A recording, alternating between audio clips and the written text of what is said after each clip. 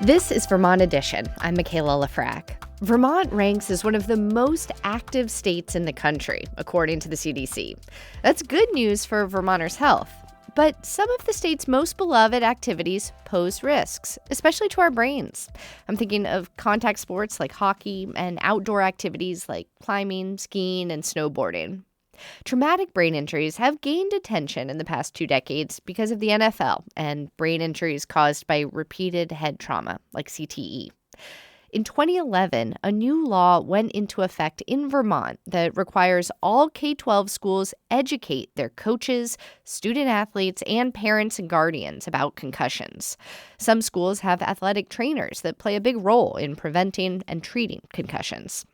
This hour, we're going to hear some of the latest science and information around brain injuries like concussions. We'll have experts on hand to answer your questions, and we also want to hear your personal stories. Maybe you have questions about how to do your favorite outdoor activity more safely this winter. Or maybe you've suffered a concussion and have advice for someone else in your shoes. You can give us a call this hour at 800-639-2211 or send an email to vermontedition@vermontpublic.org. With us for this full hour is Jess Leal. She's the executive director of the Brain Injury Alliance of Vermont. They advocate for and assist Vermonters with brain injuries. Jess, welcome. Thank you. We also have Tara Grenier with us. She's an injury prevention coordinator at the University of Vermont Health Network. Welcome. Thank you. So, Jess, what exactly does the Brain Alliance of Vermont do? Yeah, so we are primarily an advocacy organization. We offer education, advocacy, support. Folks will call us because maybe they need assistance with getting on certain programs or receiving certain benefits. We also provide information, referrals. We do neuroresource facilitation, which is sort of like we lovingly call it case management light because it's meant to be short-term, not long-term.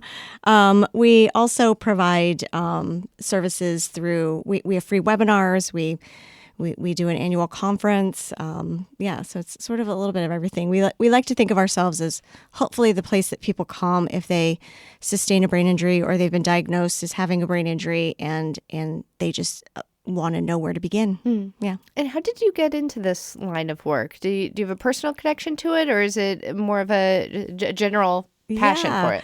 Yeah. So I sort of have a background in human services. I was a case manager for a while, and this job presented itself, and so I took it. And as people would retire and move on, I would just step into new roles over and over again. And after 10 years, I'm now the director. Wow. Now you're leading the way in helping folks across Vermont who have suffered brain injuries. Yeah.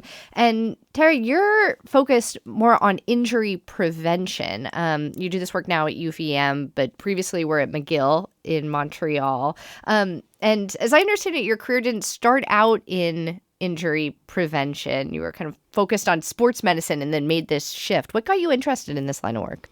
So as an athletic therapist, athletic trainer, you do prevention, emergency care, and rehab. Okay. And so after a while of working with the athletes and so on and so forth, I wanted to focus on injury prevention and a job ended up opening up at a trauma center doing injury prevention, community outreach.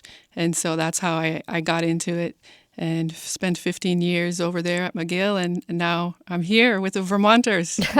Well, we're happy to have you. And you get data from the UVM Trauma Center to kind of figure out what kind of injuries happen most often and how to help people in our region prevent them. Have you found any trends so far? I'm very curious what the most common injuries are that you're seeing.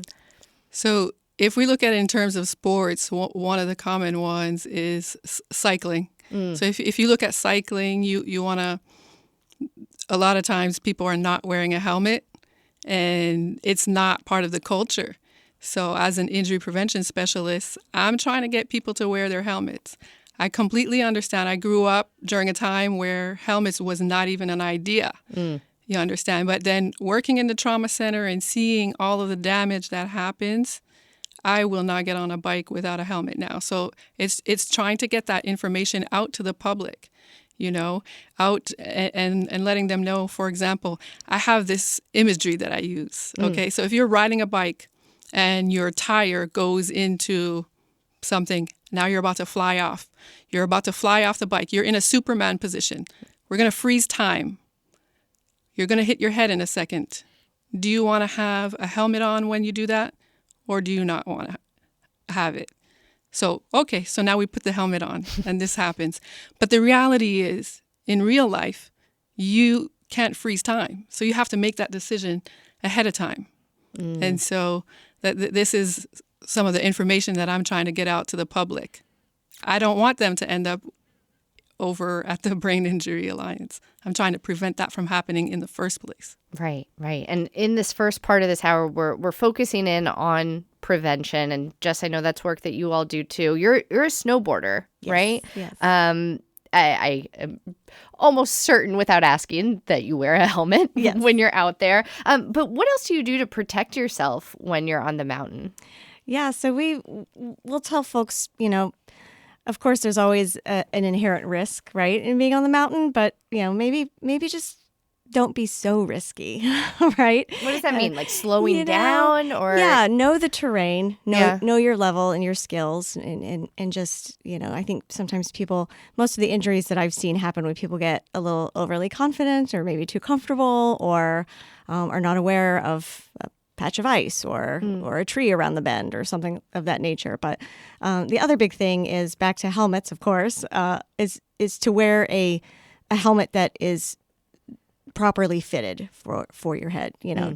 Don't leave the chin strap undone. You don't want it loosey-goosey and have it a beanie underneath it, because I know a lot of people do that as well. But you really just want it to be, well-fitting and snug, but still comfortable. I imagine you know a lot about helmets and how to pick the right ones, and how to fit them. Do you have other tips to share? One thing, a tip that I have, for example, would be to use the 2v2 or 1v1 rule. So what that is, there should be no more than 2 fingers between the eyebrow and the front part of the helmet. The V is for the straps by the ear lobe. The bottom of the V should fall right under your earlobe. And then no more than 2 fingers should fit in the chin strap. And then the reason I say 1v1 is just because, like, it depends, right? Whose fingers are you using? Is it an adult doing it to a child? They might only want to use the 1v1 rule. Adult finger on the child's eyebrow, V, no more than 1 adult finger in the chin strap. Yeah, but regardless, that's probably tighter than a lot of folks out there wearing them. Exactly. Yeah. It's almost like if you open your mouth wide, that once you got your mouth wide open, it should be pulling down on your helmet a little bit right at the end point. Okay, so not necessarily so comfortable that you can't even feel that it's there. Exactly. Right. Okay. Jess, what do you say to somebody who's reluctant to wear a helmet to go, say, snowboarding like you do with your family? Wow. I guess I would say that you really should just wear a helmet. I mean, I cannot just do it. I cannot think of any reason why you would not want to. It's safer if you do. We tell people that it's not going to 100% guarantee that you don't sustain a brain injury, but it's definitely going to lower your chances, right? And so that's really what it's about, is being as safe as possible. So I would add that it doesn't take anything away from you. You're not changing much in your life by putting the helmet on, right? So it takes an extra maybe 30 seconds to do it, but the potential that you have for saving a brain injury, you only get, here's what I say, for example. If you have a cell phone, if everybody take your cell phones right now, take a look at your cell phone. What do you have on your cell phone right now? You have a helmet on your cell phone. How much does it cost to buy a new screen? Maybe $100, replace the phone, $1,000. The truth is, you cannot replace those brain cells. And you're going to hear from the neurosurgeon later. But you cannot replace those brain cells. So if you go ahead and put a helmet on your phone, why are you not putting a helmet on your head? You can't replace those brain cells. That's good. That's a good campaign. All right. I feel humbled by how much I care about my phone compared to my own body. I also was reading some research ahead of today's show from the Rochester Institute of Technology, and it looked specifically, I found this was interesting, it looked specifically at ski injuries at Sugarbush Resort in Vermont, starting way back in 1972. And it said that helmets reduced non-serious head injuries like minor concussions by nearly 70%. And they also noted a very drastic increase in helmet usage over the last 50 years. Jess, what do you attribute that change to? I think some of it is the science that's coming out, as we become better informed about injuries and preventing them. I think we were talking about this actually before the show, about how it might take a generation of helmet use before it just becomes the norm, right? And so, yeah, I think people are just better aware of things. I think, I used to hear all the time, well, it's not cool to wear a helmet, but now it is. Now it's like it's no big deal for a lot of folks to wear one. Yeah. So I think a lot of it's just awareness and yeah. Tara, you worked for 15 years, as you said, in Montreal, which has a big culture of outdoor sports and cycling. Have you noticed a change in helmet use over time? I noticed a big change in the ski area. So that definitely went up a lot, to the point where I think that it is ingrained in ski culture now. So that's great. There's still work to be done in terms of the cycling. I did a study back in 2011, and so helmet use did go up over a course of the years since 2011. Like it was down near 40% for cyclists. It went up. It has gone up in terms of helmet use, just overall helmet use. There's always still a disparity with like the younger crowd, from teenage to young adult. We got to do better. It needs to be part of the cool culture. Yeah. And Tara, what are any other key tips that you have for preventing injuries as we head into this winter sports season, other than making sure your noggin's covered? Other tips is really taking your time, plan ahead. And planning ahead includes, that helmet. Following some of the rules, like if you're out skiing, following those rules, staying within the limits, staying within certain speeds, staying within the course, anticipating potential dangers.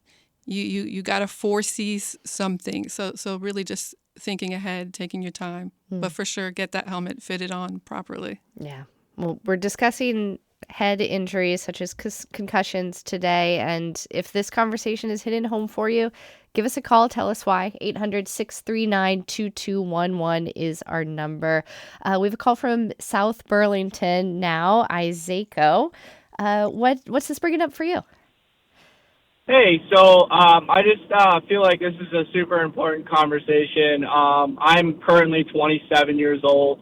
I played hockey for majority of my life, probably up until the end of high school.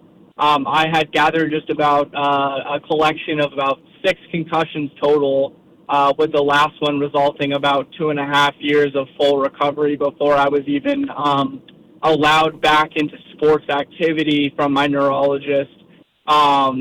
I feel like this is something that needs to be said for younger groups. I was definitely one of the kids growing up that was like, it's not cool to wear a helmet. I was a skateboarder as well, so I really want to advocate for younger folks, if the ones that are listening, or parents to young folks, that you're just making sure that your kids are wearing something, a helmet, and making sure that it's properly fitted. And the places that you're taking them, like Talent Skate Park is a great example. They do an amazing job to make sure that the kids are protected well. But please do so. Yeah.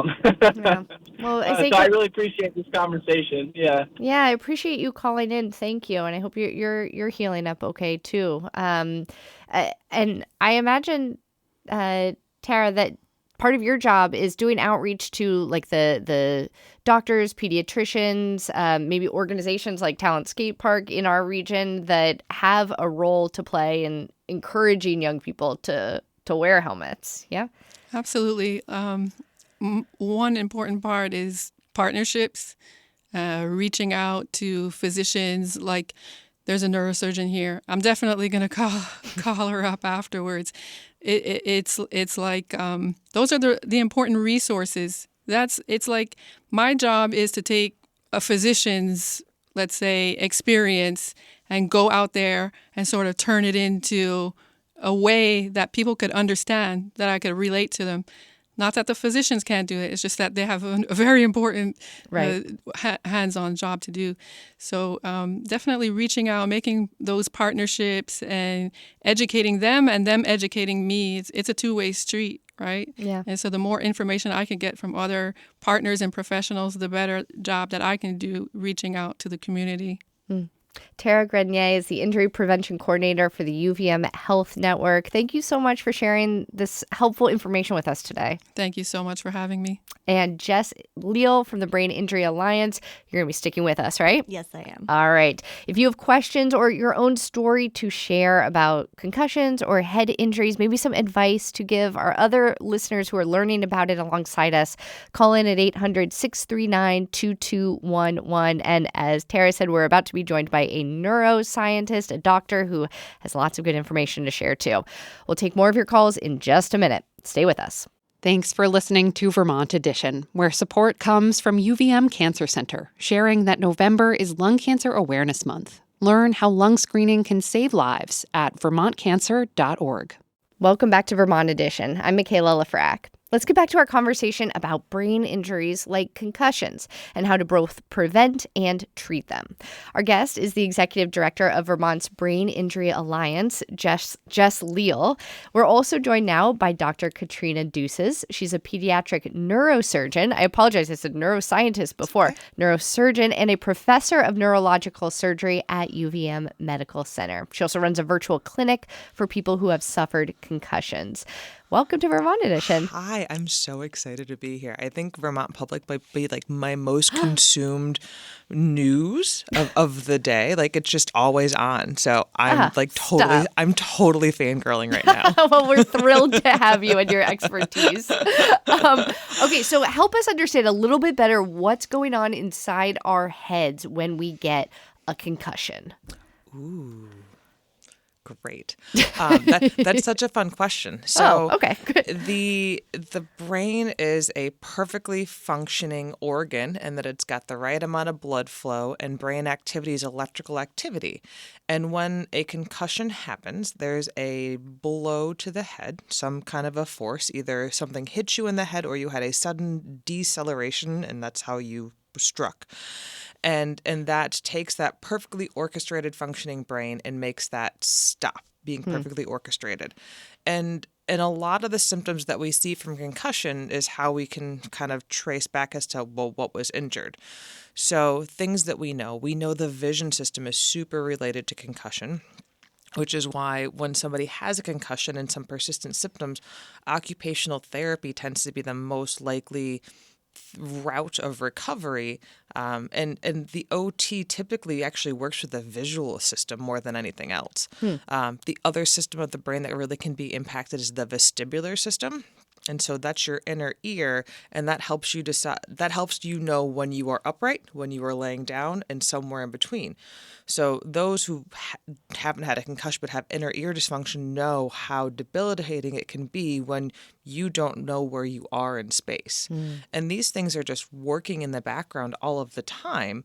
But when there's an injury, these systems can very much be disrupted. They for some reason are the more fragile parts of the brain.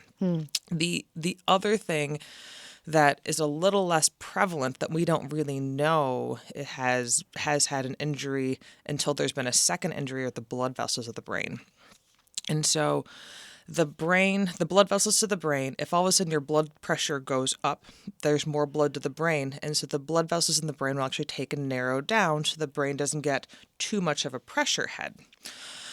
After a brain injury, so the blood vessels reacting automatically is strangely called autoregulation. And we see this in kids or anyone who's had a second brain injury before they've recovered from the first brain injury, and that the autoregulation isn't working. And so when there's a second rush of blood after a brain injury, the blood vessels can't narrow down, the brain gets a whole bunch of blood, the brain gets swollen, someone gets very, very sick, and they have the misfortune of meeting someone like me. This is such a known and profound phenomenon that there's actually laws in all 50 states about second impact syndrome and getting back into play after an injury. After a head injury, you can't get back into play until you've cleared everything. So, because it's so remarkable. Right. That's just what I was going to ask you, Jess. I imagine that what Dr. Ducis is saying here is exactly why, in part, Vermont passed that law in 2011 to do a better job of educating coaches and student athletes about whether they got a concussion so they don't go right back out onto the field. Right. Yeah. So we had a team put together what we call the concussion toolkit. And it was made up of coaches, athletic directors, doctors, school nurses, people that are in the brain injury community. And it sort of is I guess you could say it's like a template or almost a guide for return to learn and return to play. So there's a lot of if-thens in there and some forms in there, but it was designed primarily for schools and school nurses, but we found that parents also found it very valuable as well. So there's a segment in there that's for parents. And it's sort of, we took some best practices from all over the nation, from the CDC, from health institutes, and just sort of put together this handy toolkit. I imagine that some parents who might be hearing this are saying, I'm not going to let my kid do any sport ever again because this sounds really scary and it can lead to some lifelong injuries. Dr. Ducis, how do you advise parents who are feeling a lot of fear around letting their kids play sports, but also want to let them pursue their passions at the same time? I get this question on a pretty regular basis in my clinic, and life is a balance, right? So we know there's lots of benefits of sports. We know that teamwork and sharing and the physical activity is really important. So that's there. Oh, and it's fun, right? Kids like it. So that's important. But then we also know anytime we do something, there's a potential risk of it. Probably the riskiest part of my day was coming from the hospital over to the studio today, in all honesty. But that's a necessary thing, and I suppose we could say sports aren't necessary, but they are. So I think the balance runs in if you are a risk-averse individual, don't find a sport that your head is the goal. Either your head is being used as a weapon or it is a target of a weapon, and then extrapolate what that means. And so football is really controversial. I really like watching college football. If my kid wants to play college football, unless she's the kicker, there's no way. Which and this is a risk benefit kind of a thing in a conversation. I think things like boxing and mixed martial arts are probably not good choices if the health of your brain is a priority for your family. But otherwise, yes, injuries do happen. You're not going to not play soccer out of fear of having an ACL injury. This is part of the risk of the game. So, yes, there are risks involved, but we know that sports are really critical for teamwork and for person building and for confidence building. And so, go play. Anything to add there, Jess? No, I completely agree. I mean, as we said earlier, I snowboard. I'm not going to quit snowboarding. So, Yeah. Let's go back to the phones. We have Cindy calling in from Irisburg. Cindy, go ahead. Yes, hello. Thank you so much. This is such an important topic. And to the person from Brain Injury Alliance, I will see you at the Walk and Roll. However, I was in a triathlon in 2018, and I crashed my bike, and I have severe right temporal lobe damage, and not all bike helmets are created equal. And because the gyro developed a system called the MIPS system, and actually is to help to save your brain. It actually shifts within the helmet to help absorb it, and and so that it was important.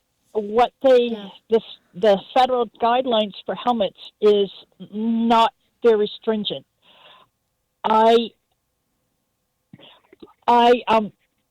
Oh gosh, there was so much I wanted to say. That's okay. No, that's helmet system. I want to jump in, Cindy, because you got a big smile from one of our guests, Dr. Deuces, when you started speaking. What was sticking out for you there? Sure. So MIPS technology, the whole concept is there's an inner portion of the helmet that's supposed to offset some of the movement from the sudden acceleration or deceleration.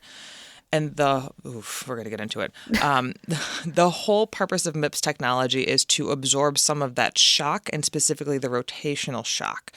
So the brain, for those of you who have attended science class through middle or high school, know there's two different types of brain tissue. There's gray matter and there's white matter. Gray matter is like the outside of your brain, and the white matter is the more deeper stuff that helps communicate the other parts of the brain. And so the white matter is white because it's myelinated, or it's like insulated wire. It is made to move information fast, but it's a little heavier than gray matter.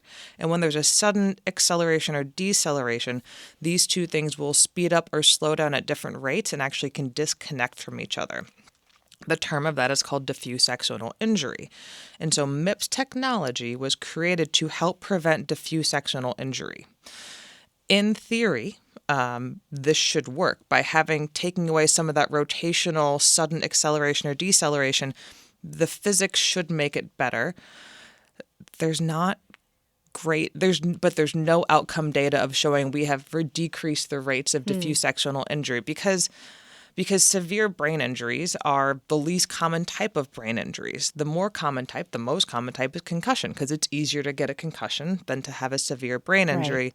But this diffuse axonal injury is by definition a severe traumatic brain injury. And so it's a really heterogeneous population of people. It's a little harder to study, but we think the physics are there and that MIPS helmets should be helping. But I can't say that I've seen a publication that does support that. Yeah. Well, Cindy, thank you for bringing this up for us, bringing it into the conversation. We have Kyle calling in. Kyle is the head athletic trainer at Rice Memorial High School in South Burlington. Kyle Peckham. Thanks for calling into the show. Hey, how you doing? I'm Kyle Peckham. I just think this is a huge topic, really important. The athletic trainers are the ones who are on the front lines in those secondary schools, dealing with these on a daily basis. So I just wanted to, commend you for highlighting this important topic. So in a school setting, Kyle, how exactly do athletic trainers such as yourself help a student who might have a concussion? What's your protocol? Yeah, so we are there during all sporting events. So if there's a student athlete who is suspected to have sustained a concussion, we're the ones on the front lines kind of doing that evaluation and determining, whether or not that concussion has happened. And then from there, we manage it on a daily basis. So we're checking in with student athletes, managing their symptoms, and getting them going on, sub-level exercise to kind of help them recover, and then prescribe, whether or not they need any specific, vestibular training or visual rehabilitation as well. And Kyle, you have a very specific type of training to do this work, right? How do you become an athletic trainer? Yeah, so you become an athletic trainer now through going through a master's program in athletic training.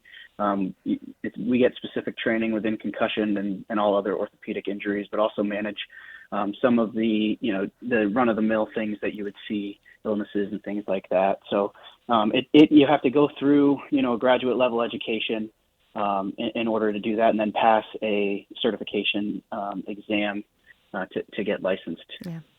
And lastly, Kyle, before we let you get back to work, we were speaking with Dr. Deuces earlier about the additional risks that come with a second brain injury after you sustained a first one, and what adults are trying to do to make sure that kids don't go back out and start playing sports again too soon without fully recovering from an injury. And I'm curious how you talk to students there at Rice about that. I imagine for like some really committed athletes, it's hard to get them to sit on the bench for a while until they're completely cleared to go.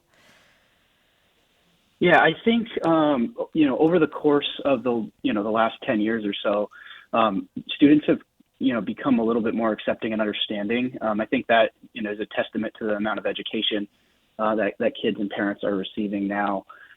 They understand and they recognize that they only have one brain, and we always reiterate that to them, and tell them that it's how important it is to be honest, because a lot of what goes on in an evaluation is subjective in what they're feeling. Sometimes we can see some objective measures that will point us in that direction, but a lot of it is their subjective feelings. So, I think having an honest conversation with them, letting them know the risks that are involved, and then, just letting them know that we're there to help them, support them. We want to see them, doing the activity that they love the most, but we want to make sure that they're doing that safely. Mm.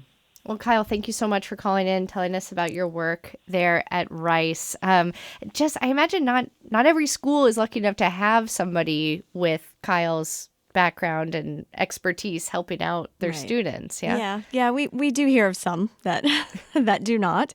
And I would just like to, reiterate that we're here for them. If there's a principal or a school nurse or a teacher out there that's even hearing this and thinks, oh my gosh, I've not heard of this concussion toolkit. Yeah. Give us a call. Come to our website. You can download the whole thing. It's on our website. And so we certainly encourage people to reach out. Yeah. Yeah.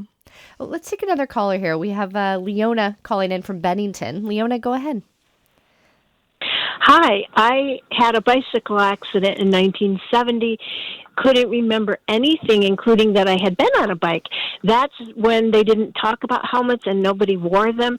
4 years later, my memory started coming back in pretty big chunks, and that was really exciting.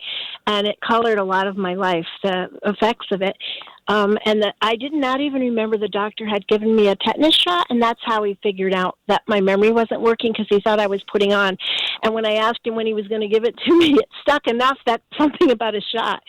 So, yeah, it was pretty bad. And so I bought an e-bike, and I bought the best helmet they have, the kind that swivels inside. So, like, if you hit your head, it takes more of the...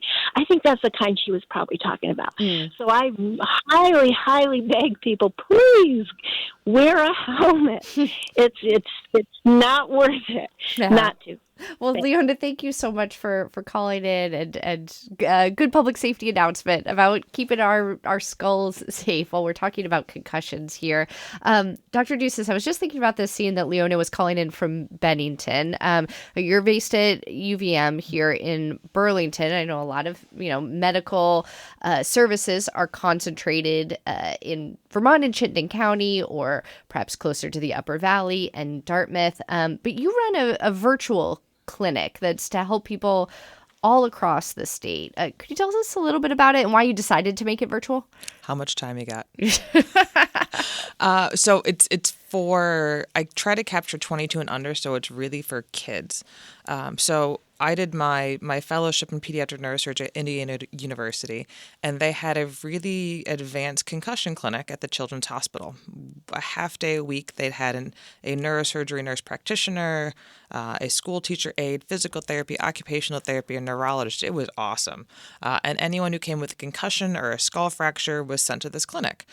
And during COVID, I had the opportunity to relocate back to Vermont from Indiana, and thought, great, I'm going to bring this here, because a lot of pediatric neurosurgical things aren't common, but brain injuries are pretty common. Yeah. So how can I make a little community and make a place for patients? And so I came in and said, I want this.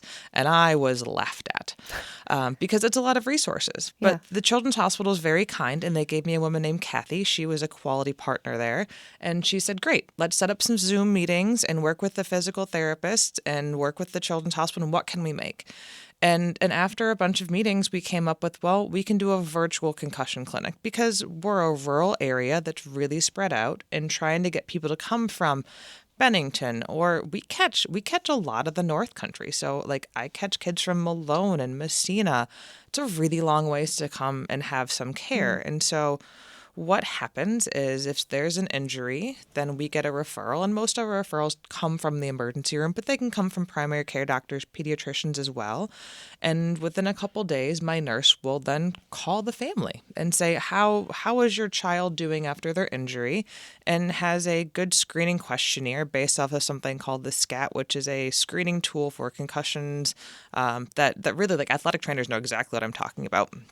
But it asks anything from mood to sleep to headache to dizziness to balance to how a kid is eating. And then based on symptoms that are occurring, we then say, great, you're either doing great, like you can return to play, or you need to do these couple steps and then return to play, or it sounds like you could use some help.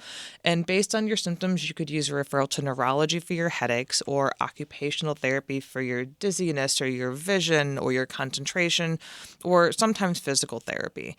And what that's done is that actually has also allowed us to really collect providers from our greater area of who can take care of a kid with a concussion kind of symptom. And so we have a notebook of this, of like, great, here's the occupational therapist in Elizabethtown who can help you with your injury and help you get better. And so it's a creative way to try to have resources reach those who are a long ways away from Chittenden County, where the resources are really plentiful. Yeah. Well, Dr. Deuces, I have so many more questions for you. We'll have to have you back on again soon. Thank you so much for sharing your expertise in neurosurgery and brain science. I've learned a lot. Excellent. Thanks for the opportunity. Yeah. And Jess Leal, you're going to stay with us a little bit longer. I want to hear some more resources when we come back for folks who live in more rural parts of our region who might be listening right now. This is Vermont Edition. Stay with us. Welcome back to Vermont Edition. I'm Michaela Lafrac. This hour, we're looking at how to prevent and treat concussions and other brain injuries, which are often caused by sports. Our guest is the executive director of Vermont's Brain Injury Alliance, Jess Leal. Just right before the break, we were talking a little bit about how folks who are in more rural parts of our region can get the medical support and the other types of resources that they might need. Do you have other suggestions beyond, what Dr. Deuces was saying about her virtual clinic that she runs? Yeah. So we at BIA, we love our acronyms in brain injury. So at BIA, we also have support groups. I believe we have 4 right now. We're working on a 5th one, and they're located throughout the state. We also have a virtual one. And I believe there's also one that's geared towards caregivers, which is virtual, and one for teenagers, which is also virtual. So I always encourage people to at least connect in those capacities, attend a support group, and anyone's welcome. You don't have to just be a brain injury, a survivor of brain injury. We have family members, friends, children, all runs the gamut. Yeah. So I think making those connections is very important, because people get to hear other people's stories and their journeys and what worked for them and what didn't work for them. And maybe, where this therapist is great, or, this doctor did wonders for me, and that sort of thing. Because as it was mentioned earlier, Vermont's a very rural state. So It can be very difficult to access all of these services. And some people don't even know where to begin to look for them. And so that's where we come in. Yeah. Well, we'll try to link to some of these services and the resources you all provide on our website on vermontpublic.org after today's show.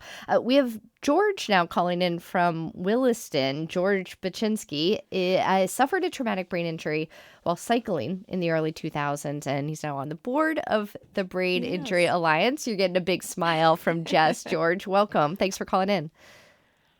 You're welcome, Michaela. Go ahead.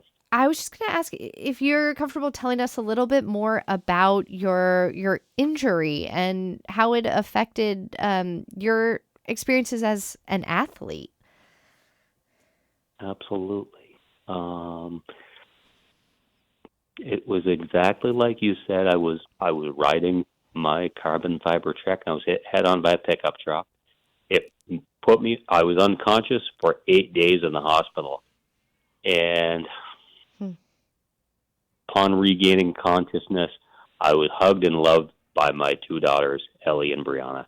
And Ellie is, and they're both absolute beauties, but when Ellie, this was a long time ago. This all happened like 20 years ago. So Ellie was like a 10-year-old girl in 5th grade, and she was working on a project for her class.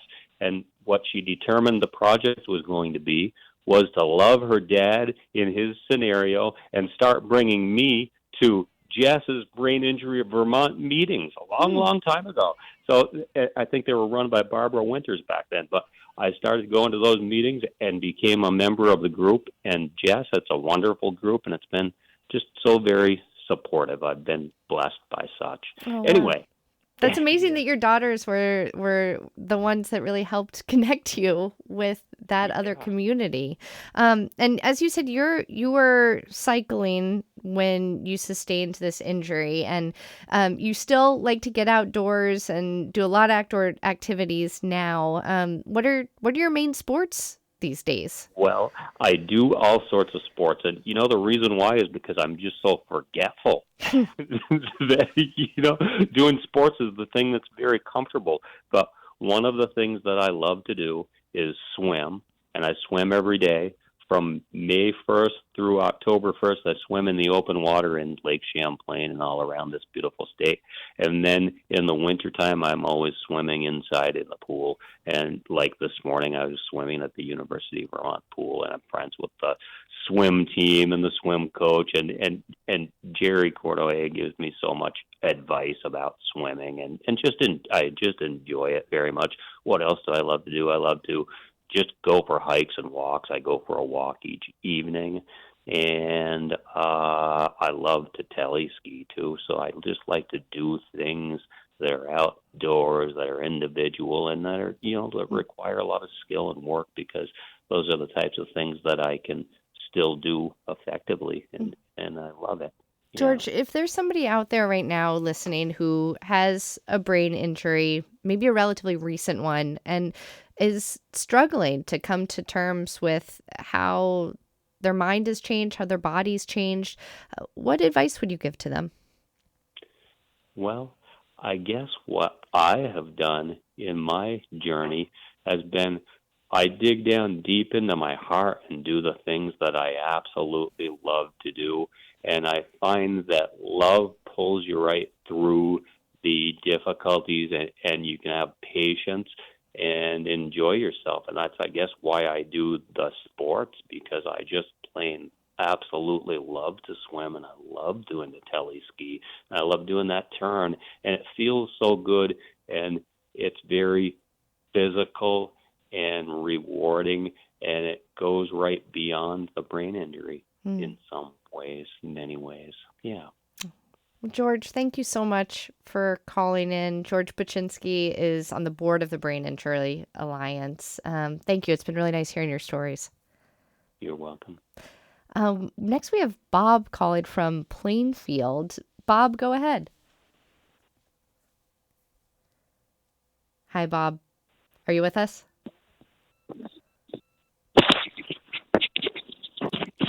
Oh, all right. We'll take a minute for that one and go next to David in South Burlington. David, are you there? Yes, I am. Can you hear me? Yes, we can. What's this conversation bringing up for you? I've got a very simple way to demonstrate the effect that might be valuable as a teaching tool.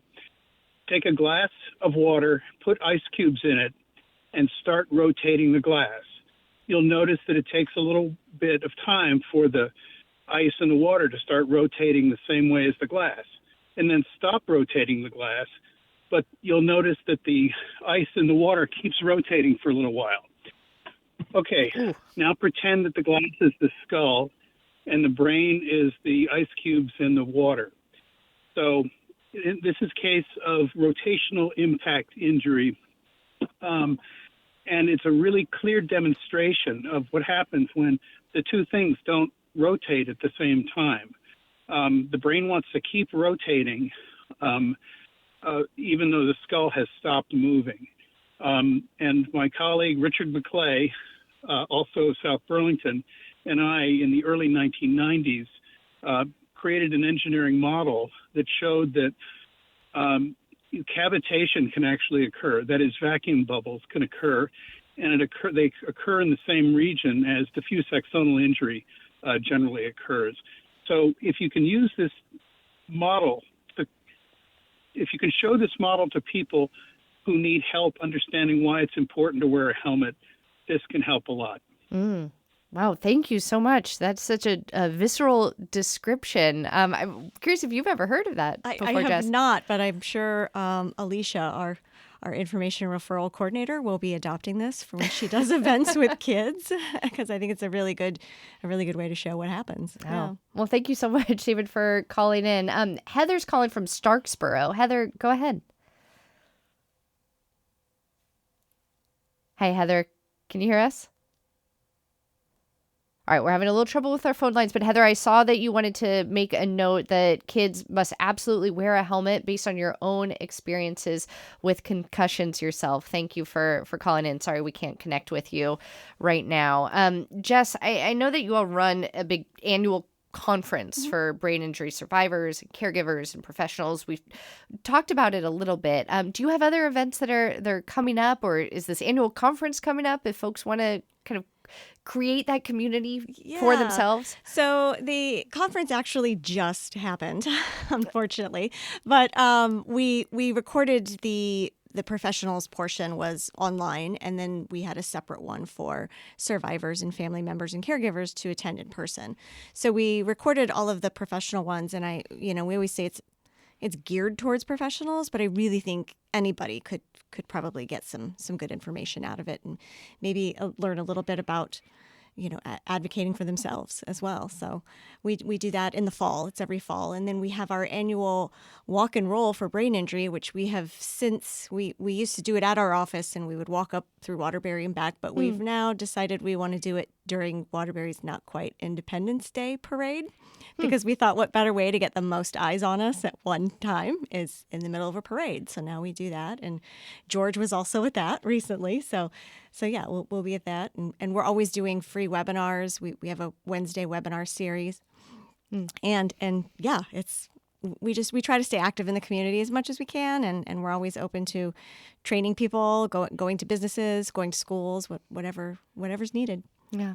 Well, we've gotten a number of calls today, and unfortunately we don't have time to take everyone on air, but I know we've had some folks call in who are feeling perhaps left behind a bit by society after their brain injury, and also by the medical system. So hopefully today some of the resources that you shared, as well as our other guests, can help those folks. And again, we're going to be including links to a lot of these on our website on vermontpublic.org and in the show notes for today's podcast.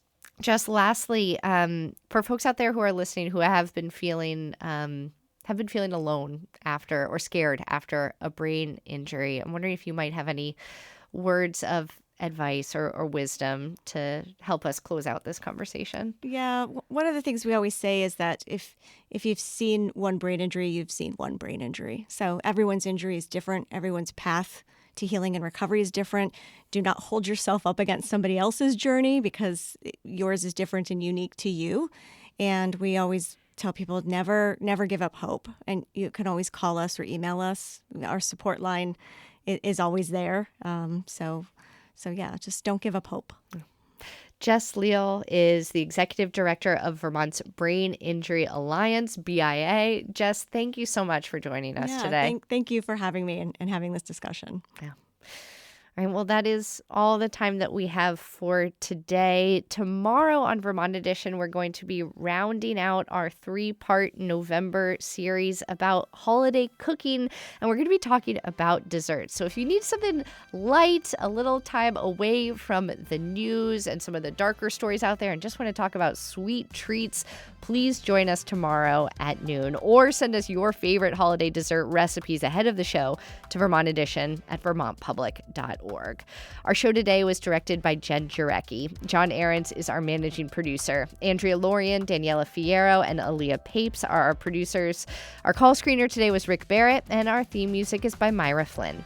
I'm Michaela Lafrac. Thank you so much for listening, and we'll catch up again soon.